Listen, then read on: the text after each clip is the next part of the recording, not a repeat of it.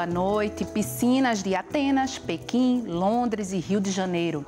A nossa convidada é uma pernambucana recordista em participação em Olimpíadas. Ela também é uma das maiores campeãs brasileiras em Jogos Pan-Americanos, com 8 medalhas. Em 2012, seu nome ganhou força também fora das piscinas e batizou uma lei que aumentou o tempo de prescrição para crimes contra a dignidade sexual de crianças e adolescentes. Agora, a senhora Medley do Brasil nada contra a correnteza para combater a pedofilia, o machismo e a intolerância. O Opinião Pernambuco vai mergulhar na história de Joana Maranhão, ex-atleta olímpica de natação, nossa convidada especial de hoje. Este programa também está sendo exibido pela internet no endereço ufpe.br/NTVRU. Boa noite, Joana. Muito bem-vinda ao Opinião Pernambuco. Boa noite, obrigada pelo convite. Senhora Medley é muito bom, vou começar a usar isso. Senhora Medley é tão nova, né? Um casamento de muitos anos com as provas de medley, eu gostei disso. E antes da gente entrar aí, né, nessa história da senhora Medley, eu queria entender por que você entrou na natação? Porque normalmente crianças entram na natação ou porque os pais têm medo que elas se afoguem, ou porque elas têm algum problema respiratório e aí tem que melhorar a capacidade pulmonar, enfim. Eu quero saber, no seu caso, como é que isso aconteceu? Um pouco dos dois, assim. Eu nasci em 87, acho que pouco tempo depois a Vanderlei, a cantora, ela tinha perdido um filho de uma forma muito trágica, afogado em uma piscina. E mãe ficou em pânico, né? Recife, a gente ia muito pra praia, pra piscina. Então ela falou, não, os meninos têm que nadar, saber pelo menos nadar por uma questão de segurança, né? E daí o meu irmão mais velho que eu já começou a nadar porque ele tinha asma, então era questão de saúde. E eu comecei mais por essa questão de precaução mesmo. Nunca existiu nenhum tipo de... Nunca teve atleta na minha família, não tinha sonho de nenhum parente. Foi um encontro mesmo. Mas aí, logo, logo, você foi se destacando, né? Você saiu da escolinha, como chama, e que já começou a nadar com as meninas maiores.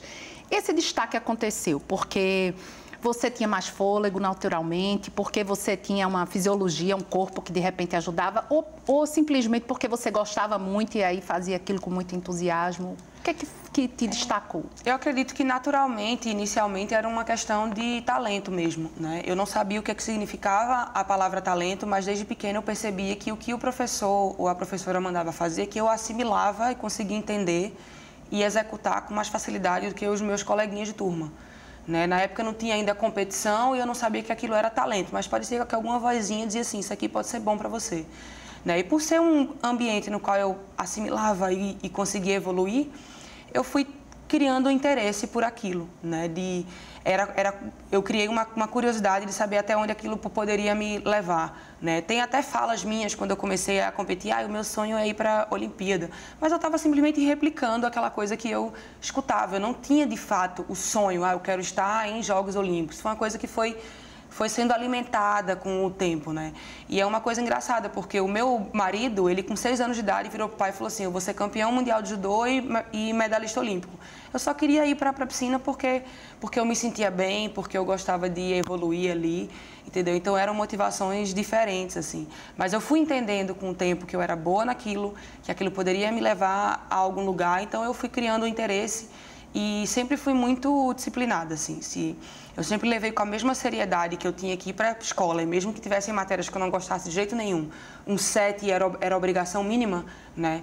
Ir para o treino, porque a minha mãe estava pagando para isso, tinha algum familiar que estava me levando para ali, eu tinha que, no mínimo, fazer aquela aula da melhor maneira possível. Então a disciplina também ocorreu de uma maneira muito natural. Assim, sempre foi uma coisa nossa, dos meus 3 irmãos, assim. Somos filhos de médico, né? Mãe é médica. O povo fala, sua mãe fazia tarefa de casa que você nunca. Sempre detestou, tipo assim, vocês se virem, vocês façam, entendeu? É obrigação de vocês.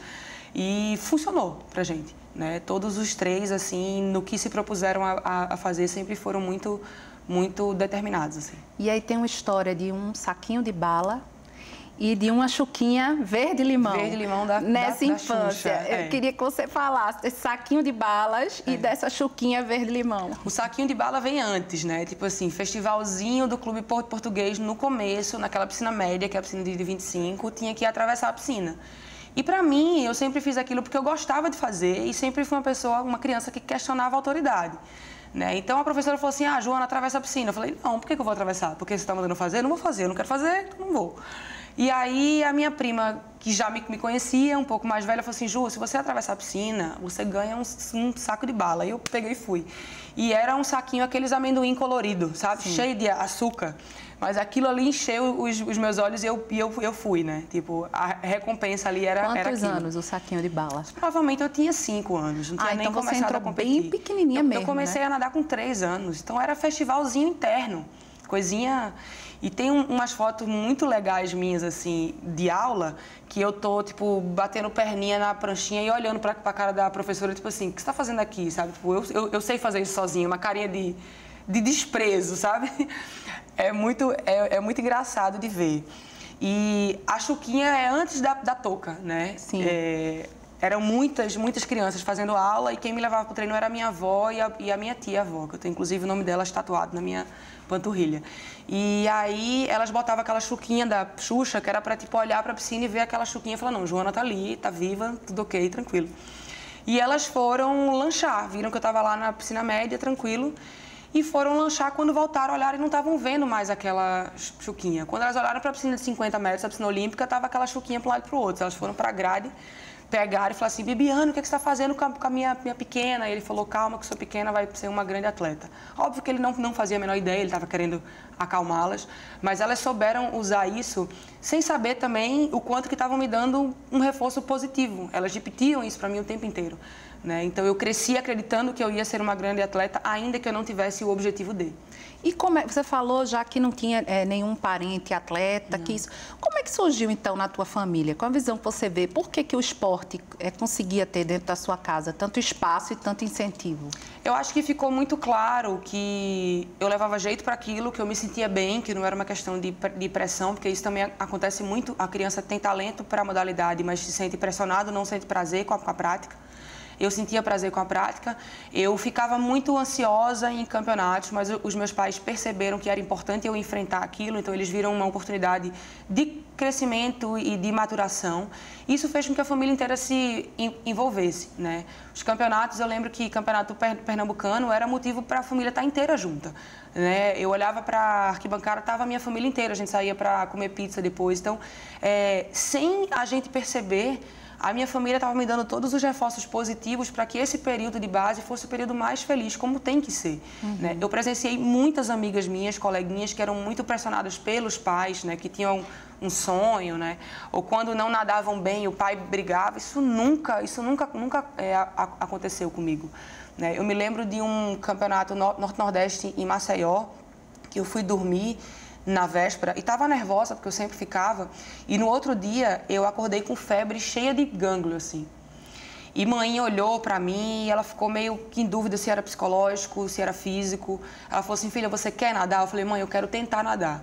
E eu nadei, era prova de 200 metros, eu lembro que no peito eu estava em segundo lugar, eu ainda parei na borda e eu pensei por uns segundos se eu ia parar ou não. Eu era criança, eu tinha acho que 10, 11 anos. E eu terminei a prova, ganhei, e quando eu saí, eu quase desmaiei, assim. E minha mãe falou assim, Joana, não tá bem. Eu falei, mãe, eu vou acabar a competição e depois a gente vê. Eu tava com mononucleose, né? E aí até o médico falou, não sei como que sua filha conseguiu, mas agora eu quero que ela fique um mês deitada, de perna pra cima, enfim. Então... já tinha uma determinação daí, né? Com 10 anos de idade. Já tinha. E uma mãe muito ligada de saber fazer essa diferenciação do que é só uma ansiedade, o que é de fato físico. E a minha mãe sempre me deu a escolha, sabe? Nunca foi tipo, não, você vai ter que nadar, você vai ter que fazer. Não, você quer nadar, você quer fazer. Então, melhor coisa. E aí, com 13 anos, você foi para Medellín, na Colômbia. Foi. Foi a primeira vez que você nadou fora do Brasil e isso. Você conquistou 4 medalhas de ouro e 1 de prata. E lá ficou conhecida como Joana Maratona. Foi ali que você sentiu que tinha alcançado um patamar profissional? Você já se sentia profissional naquele momento, com 13 anos? Ainda não, mas era a minha primeira seleção e era em Medellín, que é uma cidade acima do nível do mar, então existia um temor de tipo, vai faltar ar, e faltava mesmo, é mais difícil nadar, como é para jogador jogar acima do nível do mar. E eu tinha um cronograma de prova muito cansativo. Você falou aí de 5 medalhas, mas foram 6, eu acho. Que eu lembro de ter nadado, ou mais. Eu acho que eu nadei 3 provas num dia, 3 no outro e mais revezamento no outro. E eu lembro que no primeiro dia eu nadei 200 peito, 400 livre e 4 por 100 livre. Mas eu estava tão feliz de estar ali. E eu não entendia porque as pessoas saíam do treino, não estou conseguindo respirar. Eu só pensava assim, tá difícil para mim respirar, tá para as outras também. Então, assim, vai ser difícil para todo mundo, vai chegar na frente quem quer ganhar, né? E aí eu nadei as 3 provas muito bem, no outro dia mais 3 provas muito bem, depois o revezamento, e aí ficou tipo Joana Maratona, porque eu era muito, muito jovem e abracei um cronograma de provas muito extenso, porque Nikita sempre falou para mim desde muito cedo, eu não vou especializar você precocemente, então enquanto for nova vai nadar de tudo. Então eu nadava de tudo e levava com seriedade todas as provas, assim. E aí você escolheu o medley depois disso, né? Depois já de ter sido a Joana Maratona. Eu acho que o medley que me escolheu, na verdade, assim. Eu, quando eu era de base, eu nadava muito bem o nado de peito. Eu cheguei aí para o meu primeiro Pan-Americano nadando 200 peito. E Nikita sempre falou, calma, o nado de costas era o meu pior estilo. E ele sempre falava, não, temos que treinar os 4 estilos. E Nikita, muito inteligentemente, ele fazia uma semana para cada estilo do mês. Depois, no outro mês, cada semana fazia 2 estilos. Então, assim, foi um treinamento muito, muito visionário da parte dele, muito monótono, porque eu acho que tem muita menina que não ia aguentar fazer.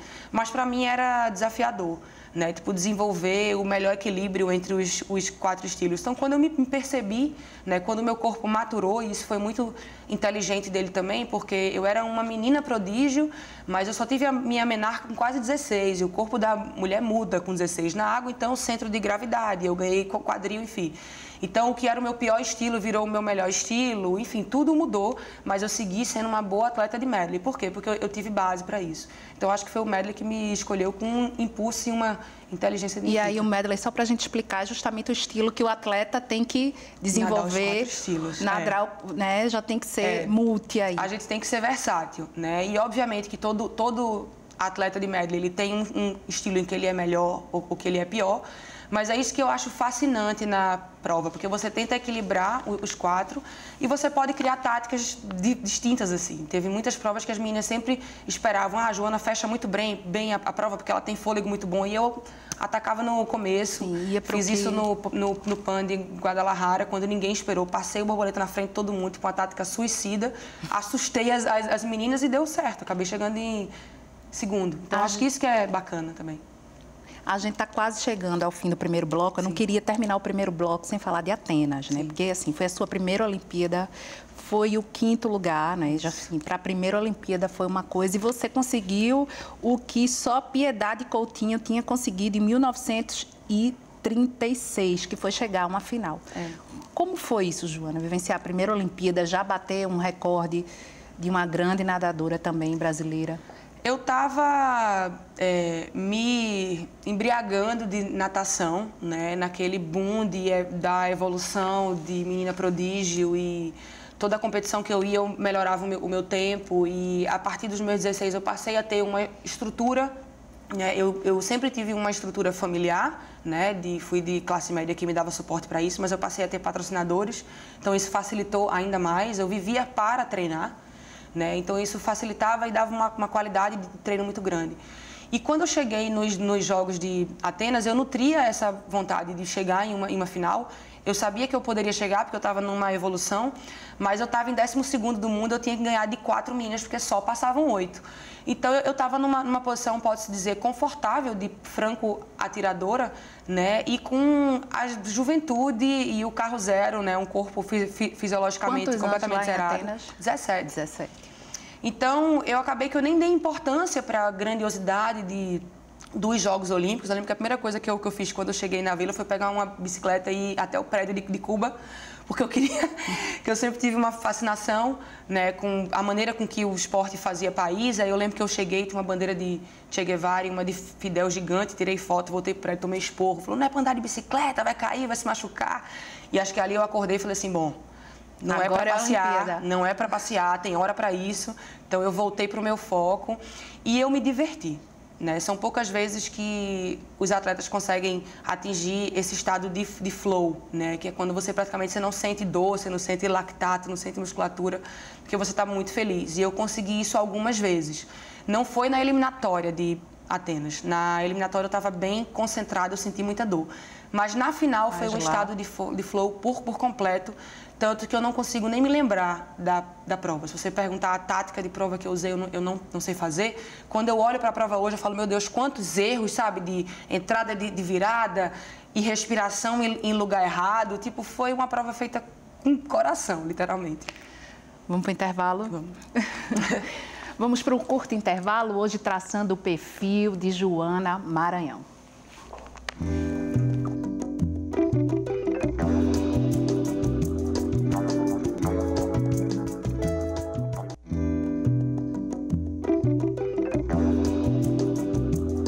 Estamos de volta para o segundo bloco do programa. Hoje a nossa conversa é com a nadadora Joana Maranhão, ex-atleta olímpica de natação. Este programa também está sendo exibido pela internet no endereço fpe.br/NTVRU. E aí depois veio Pequim, que já foi a sua segunda Olimpíada, né? E aí você já era a segunda Olimpíada. E como é que foi, já trazendo a experiência de Atenas e ir para Pequim? Foi quando eu comecei, logo depois de Atenas. Eu acho que quando a gente consegue uma coisa muito grandiosa na nossa vida, às vezes a gente acorda para se aperceber para outros lados, né? Como eu tinha falado, eu estava me embriagando de natação e aquilo estava me suprindo, né? Mas não dava mais para pegar sujeiras do meu passado e colocar para debaixo do tapete, né? E foi quando eu acordei para isso, falei assim, não, eu preciso enfrentar. Eu fugia de terapia, Nikita mandava e eu começava e saía. E todo mundo meio que percebia que eu era uma pessoa muito intempestiva, uma pessoa às vezes muito explosiva, que não tinha muita paciência. Isso tem um pouco da minha característica mesmo, mas com certeza os fatos fizeram com que isso fosse piorado. Assim, eu me lembro de várias entrevistas depois de Atenas que eu simplesmente marcava e não ia porque me dava pânico. Eu comecei a ter crise de pânico, o fato de andar na rua e as pessoas me pararem e me conhecerem. Eu falei assim, não, alguma coisa está errada, né? Então, eu comecei esse processo de terapia quando eu me reencontrei, né, e resolvi enfrentar o meu passado, e isso inevitavelmente mexeu comigo em vários aspectos, né? Publicamente, Joana enquanto atleta, porque é o que as pessoas conheciam, mas quem conviveu comigo de 2004 até 2008 viu que foi uma via crucis, assim, para se manter viva, literalmente. Eu não falo isso para me fazer de coitada de maneira nenhuma, é porque quando você reconhece que você foi abusada sexualmente, você habitar este corpo machucado, com a consciência disso, é um processo muito, muito dolorido.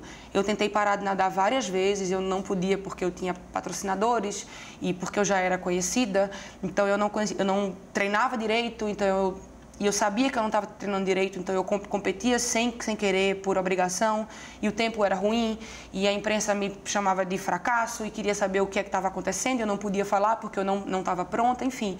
Uma mistura muito, muito grande, assim. E aí você resolveu falar disso quando você estava na França, na França, uma entrevista em 2008, por telefone. É. O que aconteceu para você tomar essa decisão de, depois de tanto tempo, o abuso aconteceu, você era criança aos ainda, 9 né? anos. Aos 9 anos. Isso. E aí, em 2006, não é isso, você resolve... Em 2008. 2008, eu trouxe à desculpa, tona. você resolveu falar. O que aconteceu para ter sido naquele momento, Joana?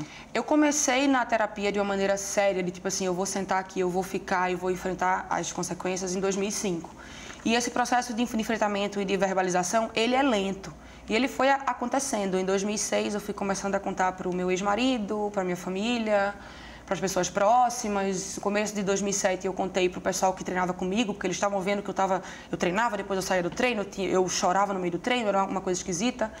E no Pan-Americano, eu me lembro que eu contei para o pessoal da seleção. Então, assim, eu fui me ambientando e ampliando esse ciclo, né? Até que em 2008... a Marta Teixeira, eu estava na França treinando, porque em 2007, quando eu comecei a me familiarizar com a minha história e falar, tipo assim, tá tudo bem, vamos reconstruir isso de novo, né? Vamos ser felizes nadando, eu comecei a dar resquícios de que eu poderia voltar a nadar bem.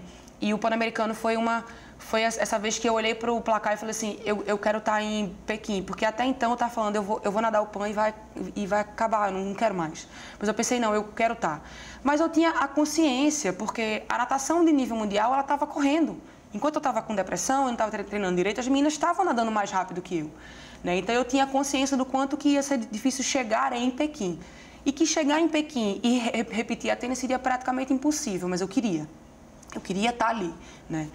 E aí, nessa entrevista com a Marta, ela perguntou se tinha acontecido alguma coisa, porque eu estava me vendo muito infeliz na borda, e eu passei um tempo nadando mal, e agora eu estava começando a nadar bem de novo, e aí eu contei para ela, porque para mim era mais uma pessoa que eu estava contando. Esse processo de verbalização estava se tornando natural.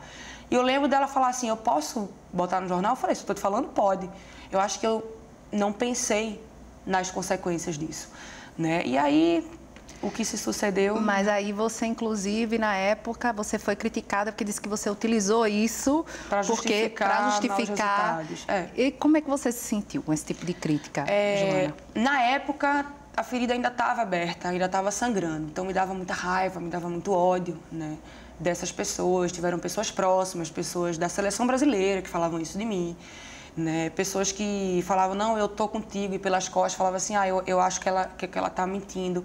É muito cruel, você se sente apunhalado, você tem aquela ferida aberta, sangrando, purulenta, que você está tentando fazer com que ela se torne uma cicatriz, e vem as pessoas e machucam ela.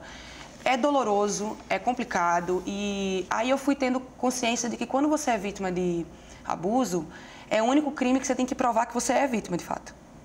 Porque eu comecei a estudar, eu fui vendo que o modo operante dele é muito comum, né? Fui vendo a diferença entre pedofilia e abuso sexual, né? Para mim, ele é, de fato, um pedófilo, que é a pessoa que é diagnosticada com esse distúrbio, né? Ele preparou todo o terreno, por 1 ano e meio ele foi a pessoa maravilhosa, acima de qualquer suspeita. Porque ele era uma pessoa que era amigo da sua família, além de ser seu treinador, era amicíssimo. E tem um episódio que você tenta contar para sua avó, né? E que ela tem certeza, minha filha, de tão amigo que ele era, né? Tão próximo. Eu não conseguia chegar para minha família e falar assim, ele colocou a mão dentro do meu maiô. O máximo que eu consegui falar, eu acho que ele tentou me dar um beijo. Mas, Joana, você tá confundindo, minha filha, ele jamais faria isso. Eu falei, bom, e era tão doloroso só falar essa coisa do acho que ele tentou me dar um beijo, só de falar isso já doía. Então, era inconcebível para mim contar o que tinha acontecido, porque eu me sentia suja, eu me sentia culpada. Eu me lembro de algumas vezes olhar e pensar assim, será que o meu maiô está cavado demais? Né? Será que é alguma coisa no meu corpo, a minha brincadeira, alguma coisa que deu um sinal para ele que ele tinha direito de fazer isso comigo? Enfim, é doloroso demais. Só quem passou, de fato, que compreende. Mas com o tempo e com a terapia, eu fui me libertando dessa necessidade de que as pessoas acreditassem nisso. Porque é tão comum, acontece com tantas pessoas. E o que eu vivo hoje, de ter uma lei no meu nome, de palestrar para crianças e de usar as minhas redes e o fato de ser pública para isso, e eu tenho absoluta certeza do impacto positivo que isso tem, isso fez com que eu me libertasse do ódio que eu sentia por ele. Isso porque em 2012... Eu ia chegar lá, mas vamos falar, já que você falou, né? Não, sem problema. A Lei Joana Maranhão, que é justamente que aumentou o tempo de prescrição, né? Isso. Como é que era antes e como é que é agora, Joana? Quando eu trouxe a minha história à tona, eu tinha 21 anos. E até então, a legislação, quando a vítima fazia 18 anos, o crime prescrevia. Então, é como se nada tivesse acontecido. O que de fato é, porque a gente silencia, né? Então, ele é um crime que está acontecendo o tempo inteiro, né? E as pessoas viram os olhos para isso, preferem se distanciar. Você tinha até 18 anos para se resolver e o que é denunciar. Absurdo você ter um tempo para você fazer esse enfrentamento, né? A gente viu Jane Fonda, há uns anos atrás, falar do estupro que ela sofreu aos 70 anos. Então, isso é um tempo que cabe a cada vítima. Né? Então, cabe a ela e a somente ela. Então, a lei, ela dobra o tempo de prescrição. Ele só começa a contar a partir do momento que a vítima faz 18 anos. Então, foi um afago, né? Eu não tive justiça para a minha história, mas eu sei que outras pessoas vão ter tempo para isso. Enorme, enorme. E que muita gente está se beneficiando. Isso. Agora, Você chegou, inclusive, ele colocou você e sua mãe na justiça também, você passou de vítima. Eu virei ré. Virou ré. Como é que foi isso também, Joana? Ele, na época que eu trouxe essa história à tona, a imprensa queria muito nome. E eu falava, não quero falar nome. Só que aí começaram a falar, foi fulano. Começaram a questionar vários técnicos que tinham sido maravilhosos comigo. Isso não era justo com eles. Pra você ver como que eu fui ingênua na hora de contar, né? E aí a minha mãe já estava de saco cheio, porque tinha visto a filha tentar suicídio e passar por depressão e passar por todo esse enfrentamento. Minha mãe falou, o nome dele é tal, o sobrenome é tal. Eu não falo porque me faz mal falar o nome dele. E aí ele processou a gente, né, por calúnia e difamação, perdeu várias vezes, perdeu até 2017, mas ele perdia e seguia recorrendo. E no final ele queria dinheiro porque ele disse que a vida dele foi completamente destruída, porque ele perdeu o emprego. Enfim. Ainda teve que passar por isso, né? E a minha mãe ainda teve que ouvi-lo dizer que não tinha feito nada disso, mas duas outras vítimas dele, meninas muito corajosas, né? Apareceram, uma delas apareceu antes do nome dele sair no jornal, me procurou falando, eu sei quem é essa pessoa, porque fez exatamente a mesma coisa comigo, eu tô contigo. E eu me lembro de, na época, chegar para as duas e dizer assim, eu não quero que vocês vão para a mídia com os seus rostos e fiquem tomando as porradas que eu tô tomando. Eu agradeço que vocês venham comigo nesse processo e nesse enfrentamento, mas eu não quero que as pessoas falem que vocês estão mentindo ou que eu paguei vocês para estar dando depoimento falso. Vocês não merecem isso. E o que eu queria saber de você também é o seguinte, para os pais e para as mães que estão te ouvindo agora, dá para identificar uma criança que está passando por isso? O que é que você diria para esses pais, né?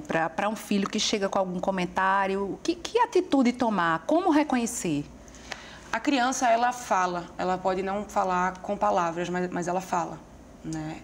Uma mudança de comportamento, umas ficam sexualizadas demais, outras ficam tímidas demais, outras ficam com muita raiva, outras ficam muito tímidas.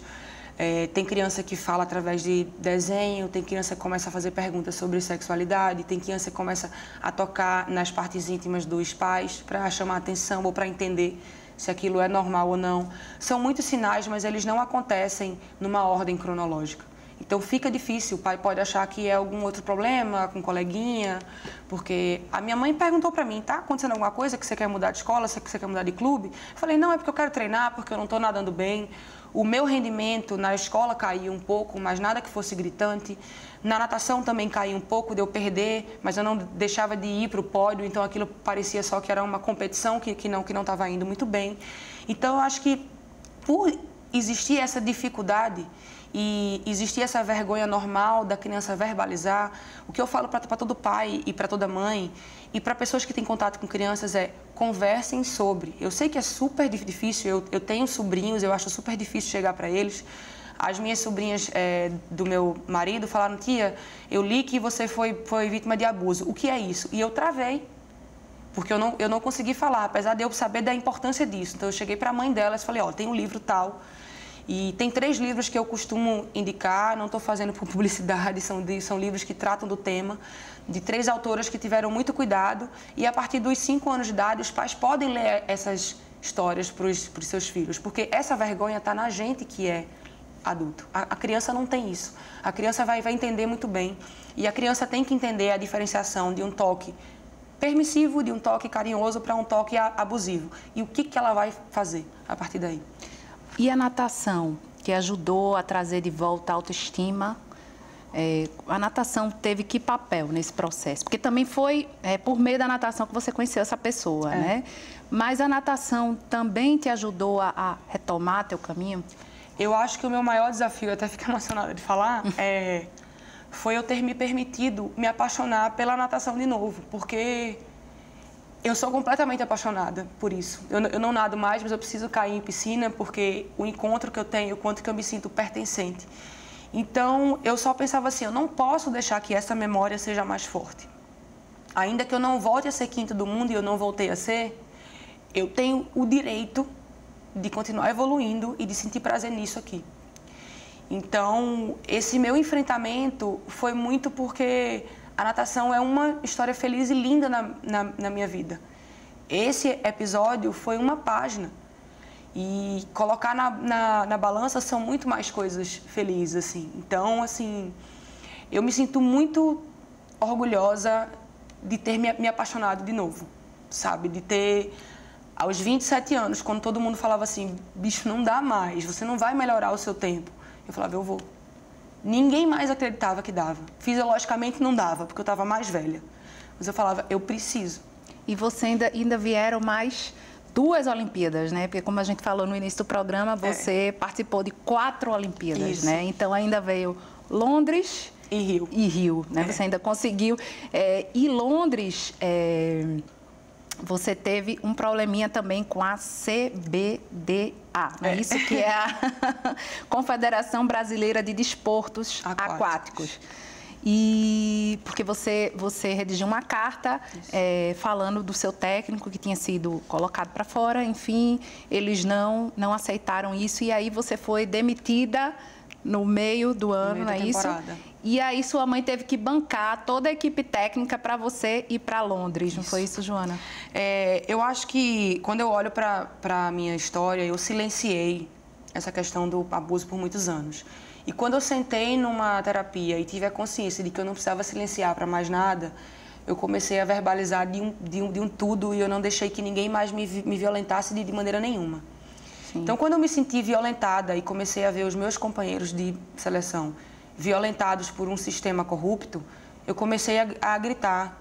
E quando você enfrenta um sistema, você é retaliado, né? E eu fiz isso hoje, eu não me arrependo, porque a primeira vez que eu vim a público falar de Coraci Nunes e da corrupção dentro da CBDA foi em 2006, eles foram presos em 2017. Demorou, então foram 11 anos gritando sozinha, muitas vezes com muitos companheiros de seleção. Pô, você é muito corajosa, e por trás estavam abraçando os caras, enfim. Mas eu sabia que tinha um propósito maior por isso, né? Então foi uma carcaça que eu criei e que hoje eu tenho consciência do papel e do que eu deixei de legado, né? De hoje eu faço parte do comitê de ética da CBDA, né? Mas eu não estou passando a mão na cabeça do atual presidente. Eu inclusive falei com ele de um episódio da semana passada, eu falei, eu não gostei.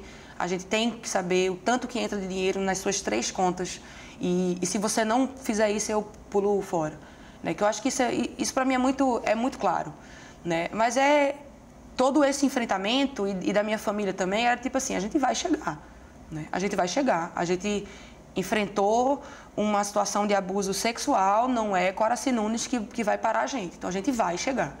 Então, obviamente com os nossos privilégios, né, de classe média, de poder bancar. Então isso também me deu forças, tipo, de estar lá na linha de frente.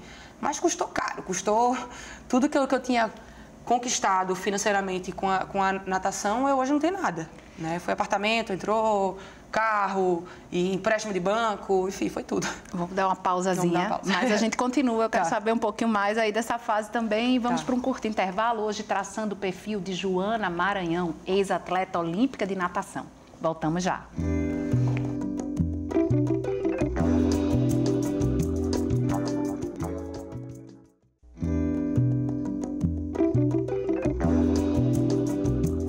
Estamos de volta com nossa conversa com a nadadora Joana Maranhão, ex-atleta olímpica de natação, que entra agora no seu terceiro e último bloco. Este programa também está sendo exibido pela internet no endereço ufpe.br/NTVRU. Uma pergunta que não falta, a gente já está no terceiro bloco. Eu também falo demais. Mas eu queria que você falasse essa questão, porque você estava falando uma coisa interessante, né? Que você vendeu o apartamento e tal, e tua mãe que financiou uma equipe para você ir para Londres em 2012. E quando chegou lá, você sofreu um acidente, cortou o supercílio. Não nadei a minha principal prova. E não nadou a principal prova, né?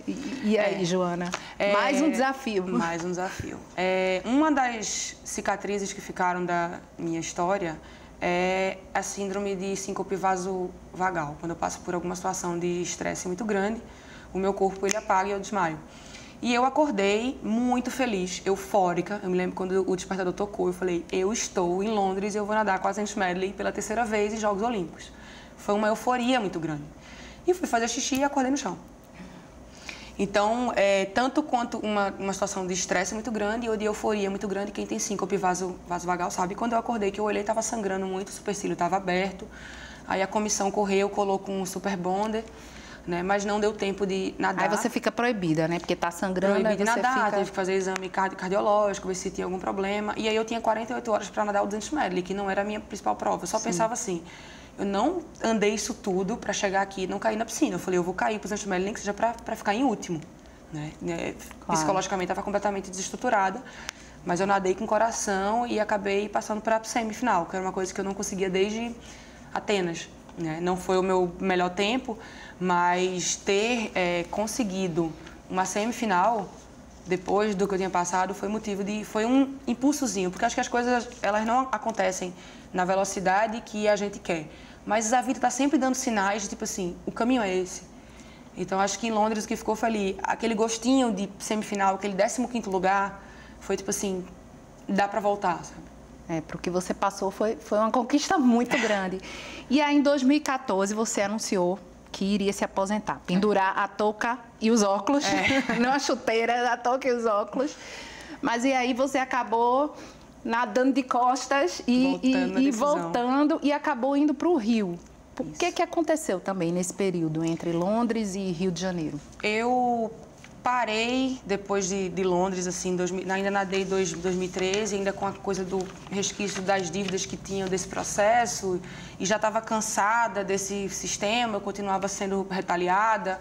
Aí eu olhava para os Jogos Olímpicos do Rio, eu via um monte de obra superfaturada, eu falava, velho, eu não vou fazer parte disso. Eu falei, não, parei, chega.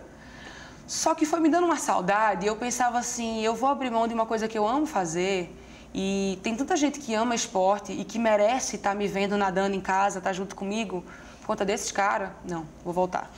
Aí eu voltei sob condições, né? Eu falei, a condição é que eu não tenha qualquer tipo de relacionamento com a CBDA, o meu treinador iria intermediar isso, eu ia simplesmente acordar, treinar e voltar para casa. Inclusive, quando eu fechei salário com o Pinheiros, eu falei, eu quero um salário que eu possa pagar o aluguel para morar perto do clube e ter qualidade de vida. Era BH. Em São Paulo. São Paulo. Eu morei em São Paulo. Sim. Em 2015, BH foi mais próximo, isso. Né? E voltei a me embriagar de natação, no meu mundinho, assim, né? Nas horas vagas eu já estava formada, eu fazia curso online de ciência política. Sim, porque também nesse período você fez educação física, né? Formei. E sempre achei que era muito importante estudar, então quando acabou a faculdade eu fiz um curso online de ciência política e ia ver uma ou outra aula na Casa do Saber, enfim, para tirar um pouco a cabeça de piscina e de tempo e de tudo. E aí acabou que eu voltei melhor do que nunca, assim, melhorei todos os meus tempos, melhorei tempo que eu tinha feito em Atenas, conquistei coisas incríveis, né? E, enfim, foi maravilhoso, acho que foi o grande finale que eu precisava, assim. Mas você está treinando hoje? Hoje você volta para Recife depois de São Paulo, BH, casei para Belo Horizonte, Isso, enfim. isso. Aí você está de novo aqui. E hoje, Joana continua treinando? Eu caio na água 2 vezes por semana no máximo, mas quando eu estou muito estressada, eu acordo 5 horas da manhã todo dia para fazer alguma atividade física, yoga, corrida, musculação.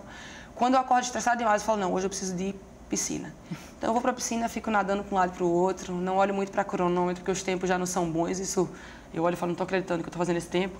Então é mais nadando por prazer, assim. Mas o Japão está do outro lado do mundo ainda ou ele está começando tem uma possibilidade de ficar mais perto desse Japão? Assim, em nenhum momento, quando eu pensava em Tóquio, eu pensava, eu vou estar velha demais, ou pode ser que eu não chegue. Era uma coisa assim, eu vou chegar. Se eu quiser, eu vou chegar. Só que outros acontecimentos da minha vida, né, eu fiquei grávida e perdi.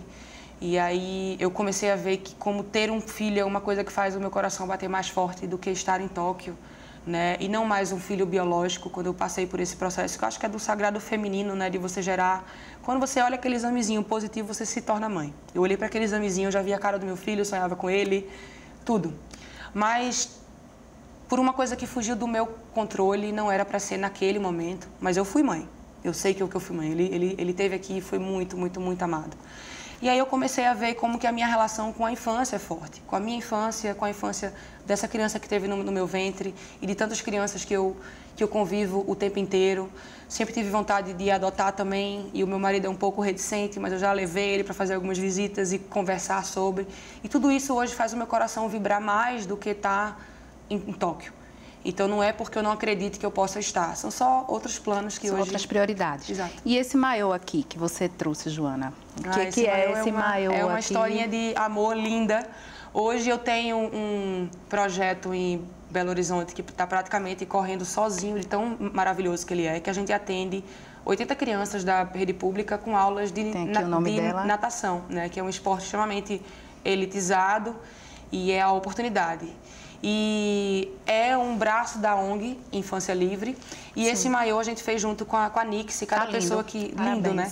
E é nas cores do nosso projeto. Quem adquire esse maiô, a primeira leva praticamente já acabou, mas vai ter outra. E tem maiô, e tem sunga, e vai ter sunkini também. A gente reverte para o nosso projeto. Muito legal. Paralelamente a isso, eu venho fazendo campeonatos. Campeonato Joana, Maranhão, que a gente reverte todas as inscrições do projeto também. E aí você conseguiu, né, dar vazão a essa sua vontade de trabalhar com a infância, isso, né? Eu quero mais. A gente atende 80 crianças e na escola são praticamente 300. E toda vez que eu vou lá é fessora, porque são mineirinho, né? Fessora, eu posso nadar e eu quero que todos eles nadem. Então eu quero expandir isso. Mas quando você faz um projeto, eu acho que você tem que ter muito cuidado, porque existe uma carência afetiva. Você não pode começar um projeto e simplesmente, não dá mais. É um compromisso que você tem com o sentimento dessas crianças. Então, é responsabilidade minha fazer com que esse projeto continue e cresça. E ela também foi personagem de um livro, também recém-lançado aqui. Para quem quiser as informações, para entrevista também. Também é recente. Muito da história da minha vida. Falando, e fala de todos esses episódios que a gente conversou aqui, das Olimpíadas, né, da lei. Muito bacana. Outra novidade também é que você voltou para Recife e está trabalhando na prefeitura na área de esportes. Isso. Qual é o teu objetivo com esse trabalho? Eu sempre tive um olhar para a política e sempre fui muito crítica, mas aí eu comecei a pensar, eu fui muito crítica, mas eu tenho que estar lá, eu tenho que estar vendo, né? E então me foi dada essa chance e eu literalmente pedi, porque todo mundo falava, vai ser técnica de natação, eu falava, não, eu quero trabalhar com política pública. Né? E Anne me deu essa chance de estar trabalhando com projetos especiais, que é o PELC, que não tem muito a ver com alto rendimento. Né? Que também é maravilhosa, atleta. Que é a nossa secretária. E eu comecei, tem praticamente um mês, e o que eu procuro fazer é no período da manhã, estar lá na prefeitura aprendendo sobre demanda, ICI, como é que faz, pede material e tal. E à tarde, uma coisa que eu falei para a minha equipe, eu tenho que estar nos núcleos, porque essas pessoas precisam me ver. Eu não tenho como chegar para elas, eu não tenho como chegar para a Yane e falar em nome dessas pessoas se eu não estou ouvindo elas. Então, é muito importante quem trabalha com política pública entender que tem um processo de humanização. Né? Então, eu sempre chego em vários núcleos e eu converso, e quando são crianças eu falo sobre educação sexual.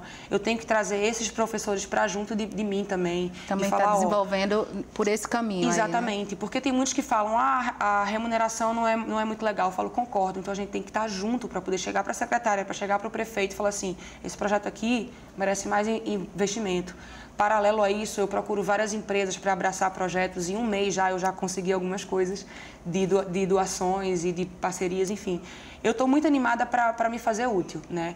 Eu não sou política, eu estou em um cargo público, né? Então, eu tenho que fazer o máximo desse tempo e dessa chance que me foi dada, porque como servidora pública é o meu papel. Eu estou sendo paga para isso, então tenho que fazer da melhor maneira possível. E você também utiliza muito as redes sociais, né? Está sempre colocando suas opiniões lá e falando. Você fala muito não só de pedofilia, de abuso, mas também muito de machismo, não é? E como é que os internautas vêm recebendo essas suas opiniões? Como é que você tem sido tratada? Pelo cenário polarizado e por eu ser uma pessoa que sempre me coloquei dentro do campo progressista, né, existe essa generalização. É petista, é comunista, vai para Cuba e não sei o quê. E eu tento, com os que estão dispostos a isso, e por incrível que pareça eu consigo algumas vezes, uma desconstrução e de mostrar o quanto eu não sou tão diferente deles assim, que existe uma convergência, né, e que somos seres humanos plurais, vão existir alguns tópicos dos quais eu não vou concordar nunca, por exemplo, legalização de porte de arma, liberalismo econômico para a América do Sul é uma coisa que não funciona, a Argentina está aí para provar isso. Vou ser defensor o tempo inteiro de política social, de política pública, de Bolsa Família, de Bolsa Atleta. Isso são posicionamentos nos quais eu não abro mão. Mas eu sempre coloco que eu não sou dona da verdade. Então, sempre o outro, ainda que seja o outro que me agrida gratuitamente, ele tem alguma coisa para me ensinar. Ainda que seja o ensinamento do caminho que eu não quero ir, mas alguma coisa ele está dando para mim. Entendeu? Então, existe uma troca muito boa, mas tem momentos que eu não estou forte o suficiente, porque tem umas coisas que são muito pesadas. Inclusive, eu já acionei a justiça, porque nesse ano o filho de Bolsonaro tirou um print meu, tirou de contexto e colocou que eu estava defendendo pedófilo. Então, eu recebi ameaça de morte, que se me encontrassem na rua e eu esfregar minha cara no asfalto, enfim. É muito pesado. Então, isso não é debate político. Então, aí eu me coloco, entendeu? Aciono a justiça, mas tento sempre dialogar, né? Quando passa, porque uma coisa é falar, Joana, você é feia, Joana, você é petralha, Joana, você tem um nariz grande, Joana, você é fracassada. Isso não é crime. Mas desejar minha morte, já teve um que falou, era para o seu técnico ter te estuprado e te matado. Isso é muito sério. Isso é muito sério e tem muitas mulheres que são vítimas de abuso e que silenciam e que olham aquilo e falam assim, se Joana tá passando por isso, eu vou ficar calada. As pessoas acham que porque estão na internet podem falar o que bem entender. Não é assim. Enfim, né? Não que é sem lei, né? O mundo sem lei, terra sem lei. Não é assim. Né? Então é o nosso papel de pessoas que são simpatizantes do campo progressista, está sendo resistência a isso e nesses tempos principalmente. Eu acho que tempos de crise são oportunidades da gente repensar as nossas convergências, né? Entender como é que a gente vai se unir para enfrentar o que está na iminência. Agora, de maneira geral, você acha que a comunidade dos esportistas brasileiros é um pouco neutra, tenta não se envolver muito em causas coletivas, a gente pode falar assim? É reacionária de uma maneira geral, porque o alto rendimento ele está lidando direto com essa coisa da meritocracia e de você chega porque você quer, porque você se esforça, né? Apesar de que todo atleta de alto rendimento foi extremamente beneficiado por políticas públicas de Bolsa Atleta dos últimos governos, entendeu? Então, tem que ser feito esse paralelo, né? Tem gente que chega e fala, o que seria você sem o seu Bolsa Atleta, sem o seu Bolsa Pódio? Você sabe quem que pagou o seu treinamento na Espanha? Você tem que saber disso, né? Você precisa saber aonde que você é contemplado para saber fazer crítica, entendeu? Mas o campo progressista no alto rendimento ele não é muito bem visto, então eu sou meio que um peixinho fora d'água, assim. Mas eu já consegui de várias amigas minhas que tinham outros pensamentos falar, eu nunca tinha olhado por aí, então isso já você está aos poucos conseguindo também e aprendendo com eles também, né? Porque eu acho que o pensamento liberal ele tem coisas boas para o nosso país. Eu só acho que ele não se coloca para a nossa realidade hoje, né? Eu acho que essa transição e essa coisa da meritocracia, quando a gente fala de pessoas que são contra cotas, assim, eu nunca consegui ter uma conversa com uma pessoa que se coloca contra a cota, dela me convenceu, ele tem um argumento que não seja racista, que não seja classista, sabe? Isso é muito triste, eu acho que isso vai além da política, isso fere a nossa empatia humana. E o machismo? A natação esporte é ainda muito machista, Joana?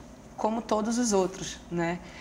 Teve uma pergunta que foi feita para mim essa semana, de tipo, por que tem mais mulheres no mundo, por que é mais estrutura para os homens? Eu falei, por conta do machismo estrutural. Aí um super amigo meu veio no privado e falou assim, o que é machismo estrutural? Eu falei, então, somos mais mulheres do que homens no mundo, mas fomos ensinadas historicamente, enquanto vocês estavam fazendo esporte e trabalhando, a gente estava em casa. Então, a gente está tendo espaço para fazer esporte agora. Então, é óbvio que vamos ser menos e vamos ter menos estrutura. E isso é o machismo estrutural. Ele falou, eita, é mesmo. Eu falei, então, é isso. Agora a gente tem 2 minutos para o fim. Opa! Aí eu quero te fazer uma pergunta e quero que dê tempo ainda para você ficar com esse finalzinho livre. Tá. Você falou naquela hora que eu estava mostrando o maiô que é um esporte de elite, né? Porque precisa de uma piscina para você treinar. Mas para uma criança que está te assistindo, para um jovem, dá para conseguir nadar, de repente competir? É um sonho possível? Primeiro, o que é que essa pessoa tem que fazer rapidamente? Que conselho você daria, em primeiro lugar? E deixar um minutinho aí para você livre também, para terminar. Eu acho que a primeira coisa que eu falo é que, assim, existe esse sonho, essa coisa bonita do alto rendimento e do olimpismo, mas tem uma coisa muito mais bonita, que é a oportunidade que cada um tem todos os dias de desenvolver a melhor versão de si, né?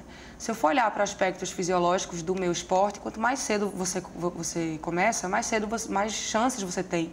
Porque a gente vive no seco, em pé. Na água você vai estar deitado, dentro da água, trancando a respiração. Não é uma habilidade fácil, não é uma habilidade natural, né? Então, eu não vou, quando chega uma criança de periferia de 12 anos que nunca nadou e chega para mim e fala assim, eu posso chegar em uma Olimpíada, eu não posso mentir para ela. Existe a chance? Existe, mas é remota. O que eu posso falar para ela é que ela tem que acreditar no sonho dela e fazer o máximo possível para chegar, porque é a jornada que vale a pena. Eu sei que é muito clichê, mas eu olho para a minha própria história e eu vejo que, assim, os últimos anos da minha carreira, para mim, tiveram muito mais valor do que o 5º lugar de Atenas, por exemplo. Porque é a jornada do reconhecimento próprio, das próprias cicatrizes e esse enfrentamento. Eu acho que é isso que vale mais. O tempo acabou. Muito obrigada. Eu falo muito. Não, foi ótimo. Acho que você esclareceu vários pontos aqui. Muito obrigada por ter aceito o nosso convite. Eu que agradeço. O Opinião Pernambuco de hoje fica por aqui. Muito obrigada pela sua audiência e até o nosso próximo encontro.